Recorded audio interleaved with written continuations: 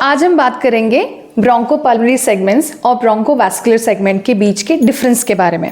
हमें पता है ब्रोंकोपल्मोनरी सेगमेंट्स जो होते हैं वो 20 होते हैं या 18 to 20, और ईच साइड कितने होते हैं 10 और 10, मतलब राइट लंग में 10, लेफ्ट लंग में 10। जबकि ब्रोंकोवास्कुलर सेगमेंट जो होते हैं वो 10 होते हैं, 5 ऑन ईच लंग, ठीक है, 5 ऑन ईच साइड।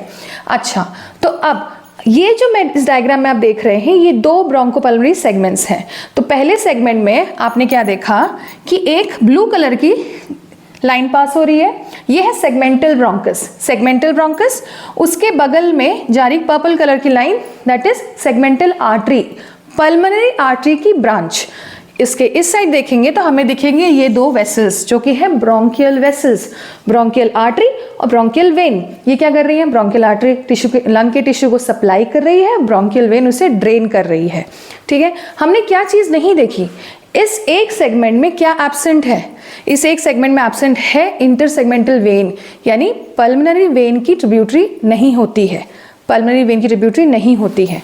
ये अपने आप में एक सेल्फ कंटेंट पार्ट होता है लंग का, लंग का भी सबसे छोटा lung, functional unit of lung कहते हैं हम इसे। क्यों? क्योंकि ये अपने आप में सेल्फ कंटेंट है। इसके पास खुद का एयरवे है, खुद की ब्लड सप्लाई है, और क्या है, खुद का लिम्फेटिक्स है, लेकिन क्या नहीं है, इंटरसेगमेंटल वेन यानी पल्मोनरी वेन की ट्रिब्यूटरीज नहीं है, जो किस में पाई जाती हैं, ब्रोंकोवास्कुलर सेगमेंट में।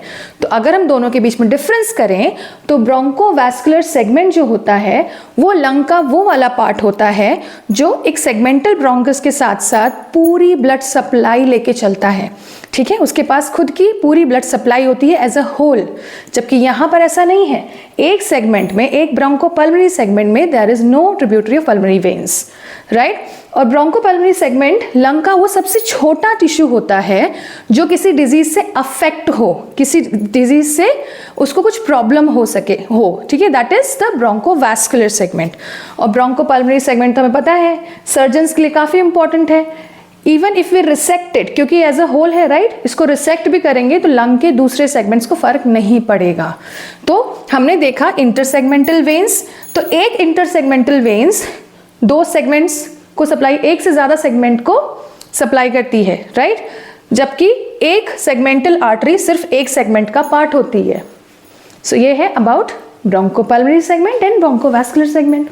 Thank you.